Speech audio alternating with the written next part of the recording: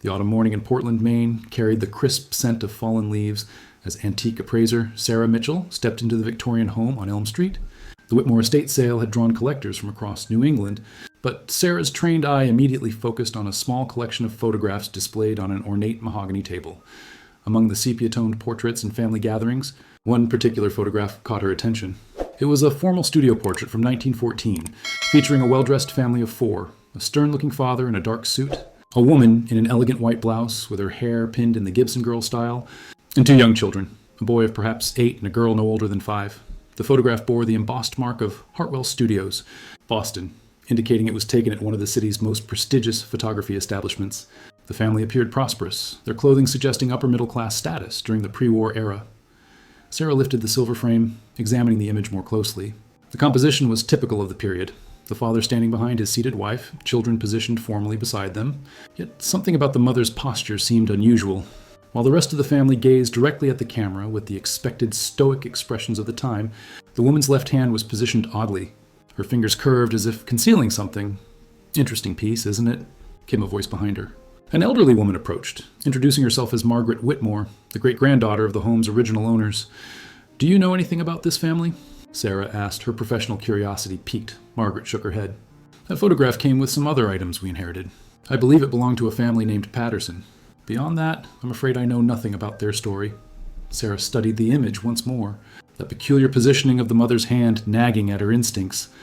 Back in her downtown Portland office, Sarah placed the photograph under her professional magnifying equipment. Years of appraising antiques had taught her that the most valuable discoveries often lay in the smallest details that others overlooked. As she adjusted the focus and lighting, the image became startlingly clear.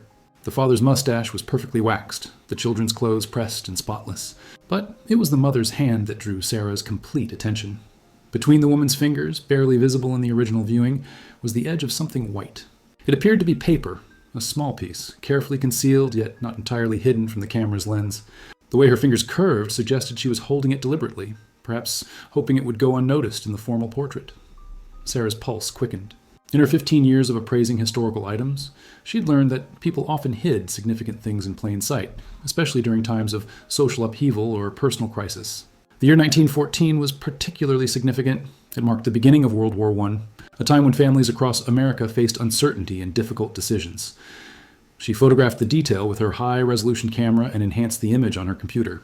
The white object became slightly more distinct, appearing to be folded paper, though its contents remained a mystery. Sarah reached for her phone and dialed her colleague, Dr. James Reed, a historian specializing in early 20th century American social history at the University of Southern Maine. "James, I have something that might interest you," she said, her voice containing the excitement she always felt when uncovering a potential historical mystery. "It's a 1914 family portrait, but there's something the mother is hiding in her hand. Something she clearly didn't want others to see, yet couldn't bear to let go of completely." "Send me the images," James replied immediately.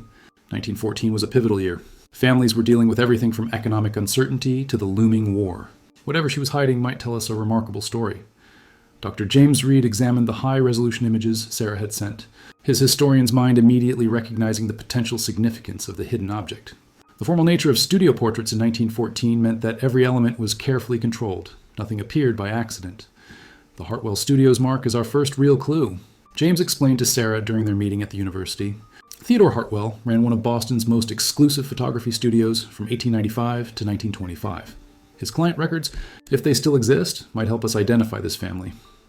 James had spent the morning making calls to various Boston historical societies and archives. The Massachusetts Historical Society confirmed they had acquired Hartwell's business records in 1967, including appointment books and client information. "I'm driving to Boston tomorrow," Sarah announced. "This mystery won't solve itself." The next morning, Sarah found herself in the climate-controlled archives of the Massachusetts Historical Society. The Hartwell Studios collection filled 3 large boxes containing appointment ledgers, client correspondence, and photographic plates. She began with a 1914 appointment book, scanning through months of entries. Under March 15th, 1914, she found it. "Patterson Family Portrait, 2 p.m. Payment, $12.50, premium sitting." The entry included an address, 145 Beacon Street, Boston. The premium sitting notation suggested this was a wealthy family who could afford Hartwell's most expensive services. Sarah's hands trembled slightly as she photographed the entry. The next step would be researching the Patterson family at that address, but she sensed she was on the verge of uncovering something significant. A librarian approached her table. "Finding what you're looking for?" "I think so," Sarah replied. "Oh, now I need to find out who the Pattersons were and what a mother might have felt, compelled to hide in her hand during what should have been a joyful family portrait." The weight of the mystery pressed upon her as she prepared to delve deeper into the Patterson family history. The Boston Public's Library's genealogy department became Sarah's next destination. Armed with the address from Hartwell's records, she began piecing together the Patterson family's story through city directories, census records, and newspaper archives. The 1910 census revealed the family's composition. Thomas Patterson, age 42, listed as a textile merchant. His wife Eleanor, age 36, son William, age 8, and daughter Catherine, age 5. The family employed 2 servants, indicating substantial wealth during Boston's textile boom. Thomas Patterson owned Patterson and Associates, a successful textile importing business with connections to mills throughout New England. The company specialized in fine fabrics from European manufacturers, making the Pattersons prominent members of Boston's merchant class. But as Sarah delved deeper into 1914 newspaper archives, she discovered troubling information. The Boston Globe from February 1914 contained a small business section notice. "Patterson and Associates faces difficulties amid changing European trade conditions. More concerning" was an item from the Boston Herald dated March 10th, 1914, just 5 days before the family portrait. Local textile merchant Thomas Patterson questioned by federal investigators regarding suspected irregularities in import documentation. Sarah's heart raced. The family had sat for their expensive portrait while under federal investigation. This context gave new meaning to Eleanor Patterson's hidden object. What had she concealed in her hand during what might have been their final family portrait as a prosperous Boston family? The reference librarian, noticing Sarah's intense focus, approached her table. "Are you researching the Patterson textile scandal?" she asked quietly. Sarah looked up, surprised. "You know about it? It's a fascinating case study. Thomas Patterson was eventually convicted of customs fraud in 1915. The family lost everything: their home, the business, their social standing. Eleanor Patterson," she paused dramatically, "she disappeared shortly after the trial. Some say she fled to Canada with the children. Others believe something more tragic occurred." Sarah felt a chill. Whatever Eleanor Patterson had hidden in her hand during that March 1914 portrait suddenly seemed far more significant than a simple family. Memento.Sarah's research took her to the National Archives branch in Boston, where federal court records from 1914-1915 were housed. The Patterson case file was surprisingly thick, containing investigation reports, witness statements, and evidence documentation. The case against Thomas Patterson revealed a complex web of customs fraud spanning 3 years. He had been systematically underreporting the value of imported textiles, avoiding thousands of dollars in federal tariffs. The scheme involved forged documentation and bribery of port officials, but as Sarah read deeper into the investigative reports, she discovered something unexpected. Federal agents had suspected Eleanor Patterson of being more than an innocent bystander. A Treasury Department memorandum dated March 8, 1914 stated, "Evidence suggests Mrs. Eleanor Patterson maintained separate financial records and correspondence related to the import scheme. Recommend immediate search of family residence." The search had been scheduled for March 16, 1914, one day after the family portrait. Sarah's pulse quickened as she realized the timing. Eleanor Patterson had known federal agents were coming to search their home. The family portrait on March 15th wasn't just a formal family photograph. It was taken on the last day of their life as they knew it. In the evidence inventory from the March 16th search, Sarah found a crucial detail. Searched premises thoroughly. No additional documentation recovered. Subject may have destroyed or concealed relevant materials prior to search. The picture was becoming clearer. Eleanor Patterson had hidden something in her hand during the portrait, possibly evidence she couldn't bear to destroy but dared not leave in the house. The photograph itself might have been her way of preserving proof of whatever she was protecting. A folder marked unrecovered evidence caught Sarah's attention. Inside, she found a handwritten note from the lead investigator. Mrs. Patterson claimed ignorance of her husband's activities, but witness reports suggest she was present during several suspicious meetings with foreign contacts. Her knowledge of the family's financial affairs appears extensive. Sarah photographed every relevant document, her mind racing with possibilities about what Eleanor Patterson had concealed that March afternoon in 1914 court. Transcripts from Thomas Patterson's 1915 trial provided Sarah with a disturbing picture of the family's final months. Eleanor Patterson had testified briefly on her husband's behalf, maintaining her innocence and claiming no knowledge of the customs fraud. But more intriguing were the witness statements Sarah found buried in the case files. Margaret Donnelly, the Patterson family's former housekeeper, had provided testimony that was never used in court. Mrs. Patterson was always writing letters, especially to people overseas.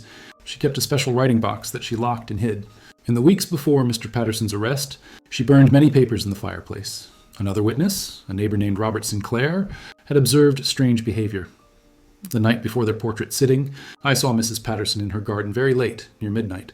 She appeared to be burying something beneath the rose bushes. The most chilling testimony came from Catherine Patterson's schoolteacher, Miss Helen Rogers. After Mr. Patterson's arrest, Eleanor came to collect Catherine from school. She seemed distraught and kept saying, "I have to protect what matters most." That was the last time anyone at the school saw either mother or daughter. Sarah's research into Eleanor's disappearance revealed that she and the children had simply vanished in April 1915, shortly after Thomas's conviction. Police reports indicated they had left their Beacon Street home with only personal belongings, leaving no forwarding address. William Patterson, the 8-year-old son, had been enrolled briefly in a school in Burlington, Vermont, in May 1915, but records showed the family left there after only 2 weeks. After that, the trail went completely cold. The Boston Police Department had conducted a missing persons investigation, but it was concluded that Eleanor had likely fled to avoid the scandal and potential charges of her own. No evidence of foul play was found. As Sarah read the final police report, dated December 1915, one line stood out. Mrs. Patterson's disappearance appears voluntary. However, her knowledge of her husband's criminal activities and possible possession of undiscovered evidence makes her a person of continued interest to federal authorities. Whatever Eleanor Patterson had hidden in her hand that day in 1914, it had been important enough to risk everything to protect. Sarah's breakthrough came from an unexpected source. While researching Eleanor Patterson's disappearance, she had posted inquiries on several genealogy websites. 3 days after her Boston Archives visit, she received an email from a woman named Ruth Caldwell in Burlington, Vermont. "I believe my grandmother may have been Catherine Patterson," the email read. Well, she always claimed her real name was Catherine, but she went by Carol Caldwell her entire adult life. She died in 1995, but she left behind some items that might interest you, including what she called her mother's secret. Sarah immediately called Ruth, her hands shaking as she dialed. Ruth was a retired teacher in her 70s, the granddaughter of the little girl from the 1914 photograph. Grandmother rarely spoke about her early childhood, Ruth explained during their phone conversation. She said her father had been involved in some kind of trouble and that her mother had saved important papers. She kept a small metal box her entire life, claiming it contained proof of the truth.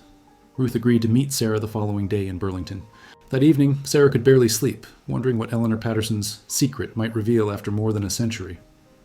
The next morning, in Ruth's cozy Burlington home, Sarah finally saw Catherine Patterson's legacy. The metal box was small, about the size of a jewelry box, with initials EP engraved on the lid, Eleanor Patterson. Inside, carefully wrapped in oiled cloth, were several items: a letter addressed to Catherine, a small photograph, and 3 folded documents that appeared to be official papers. "Grandmother made me promise to keep these safe," Ruth said softly. She said someday someone would come looking for the truth about what really happened to her family. She always maintained that her mother was innocent and that her father had been protecting someone else. Sarah's hands trembled as she carefully unfolded the letter Eleanor had written to her daughter. The handwriting was elegant, but hurried, and the date was March 15th, 1914, the same day as the family portrait. "My dearest Catherine," the letter began, "if you are reading this, then the truth has finally come to light." With Ruth's permission, Sarah carefully read Eleanor Patterson's letter aloud, both women hanging on every word from the past. "My dearest Catherine, if you are reading this, then the truth has finally come to light. Your father is not the criminal the government believes him to be. The real perpetrator of the customs fraud is his business partner, Jonathan Harwick, who has been using your father's name and forged his signature on documents for over 2 years. I have proof of Jonathan's guilt, correspondence between him and corrupt port officials, forged copies of your father's signature, and financial records showing payments made from accounts your father never knew existed. Jonathan threatened our family when your father began questioning discrepancies in the business. He said if we exposed him, he would ensure your father was convicted of crimes that could result in prison or even deportation. Today we sat for what may be our final family portrait. Hidden in my hand was the key to a safety deposit box at the First National Bank of Boston, box number 247. Inside that box is all the evidence needed to prove your father's innocence and Jonathan's guilt. I could not risk keeping these documents in our home, knowing federal agents would search it.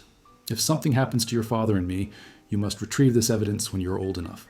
The bank manager, Mr. Charles Whitman, is a family friend who knows the truth. He will help you when the time comes. Your father chose to protect our family's safety rather than fight charges he knew were false. He believed that by accepting blame, he could keep us all safe from Jonathan's threats. But I cannot let an innocent man's reputation be destroyed forever. Remember, my darling Catherine, that courage sometimes means protecting the truth until the right moment comes to reveal it.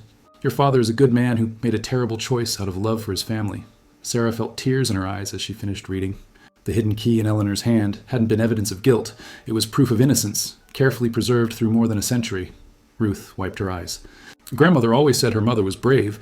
She kept this letter her entire life, waiting for someone who would care enough to uncover the truth. The next morning, Sarah and Ruth drove to Boston together, the metal box and Eleanor's letter carefully secured in Sarah's briefcase. The First National Bank of Boston had been acquired by a larger institution in the 1960s, but corporate records indicated that safety deposit boxes from the original bank had been transferred to the main branch downtown. Bank manager Jennifer Walsh listened intently as Sarah explained the historical significance of their request. While safety deposit box 247 had been sealed for over a century due to non-payment of fees, the bank's legal department confirmed that Catherine Patterson's daughter, as Eleanor's next of kin, had the right to access its contents. "This is highly unusual," Walsh admitted, "but given the historical nature and the proper documentation, we can proceed." In the bank's vault, safety deposit box 247 sat in a row of similarly abandoned boxes. When Walsh inserted the key Eleanor had hidden in her hand that day in 1914, it turned smoothly, as if it had been waiting for this moment. Inside the box were the documents Eleanor had described: detailed correspondence between Jonathan Harwick and corrupt port officials, bank records showing bribes, and most damning of all, practice sheets where Harwick had perfected forging Thomas Patterson's signature. There was also a letter from Harwick to Eleanor, dated March 5th, 1914, that made the threat explicit. "If your husband continues asking questions about the import documentation, I will ensure he takes responsibility for irregularities he knows nothing about. Your family's reputation and safety depend on his cooperation." Ruth held one of the documents, her grandmother's Vindication finally complete. She was right all along. Her mother really was protecting the truth. Sarah photographed every document, her mind already working on how to present this historical revelation. Thomas Patterson had been innocent, taking blame to protect his family from a dangerous man's threats. Eleanor Patterson hadn't been an accomplice. She had been a mother trying to preserve proof of her husband's innocence for future generations. The safety deposit box contained one final item. Another photograph, this one showing Thomas Patterson and Jonathan Harwick at the textile business, both men smiling and shaking hands, a bitter irony given the betrayal that followed. 6 months after discovering Eleanor Patterson's secret, Sarah stood before a packed auditorium at the Massachusetts Historical Society, presenting her findings to historians, genealogists, and members of the Patterson family who had emerged after publicity about the discovery. The evidence from safety deposit box 247 had been examined by forensic document experts, who confirmed the authenticity of the papers and the forged signatures. The story had captured national attention, becoming a symbol of how historical injustices could finally be corrected. Through careful preservation and dedicated research, Thomas Patterson's conviction was officially acknowledged as a miscarriage of justice by the federal court system, though no formal exoneration was possible due to the passage of time. More importantly, the Patterson family name had been cleared in the historical record. Ruth Caldwell had donated Eleanor's letter and the safety deposit box contents to the Massachusetts Historical Society, ensuring that future researchers would have access to this remarkable story of courage and preservation of truth. Dr. James Reed had traced the fate of Jonathan Harwick, discovering that he had fled to South America in 1916, shortly after Thomas Patterson's conviction, strongly supporting Eleanor's version of events. As Sarah concluded her presentation, she displayed the original 1914 photograph alongside Eleanor's letter. This case reminds us that photographs are more than mere images. They are frozen moments containing stories waiting to be discovered. Eleanor Patterson's hidden key wasn't just a secret. It was a mother's determination to preserve truth for future generations. In the audience, Ruth Caldwell smiled through tears, finally seeing her grandmother's lifelong faith in her mother's story validated. The little girl in the 1914 photograph had grown up carrying her mother's secret, and now, more than a century later, that secret had restored her family's honor. The 1914 studio photograph, once a simple portrait of a prosperous Boston family, had become a testament to the power of maternal love, the importance of preserving truth, and the reminder that sometimes the most significant secrets are hidden in plain sight, waiting for the right moment to change history itself. Eleanor Patterson's courage in hiding that key in her hand during their final family portrait had ultimately achieved exactly what she had hoped. The truth had finally set her family free.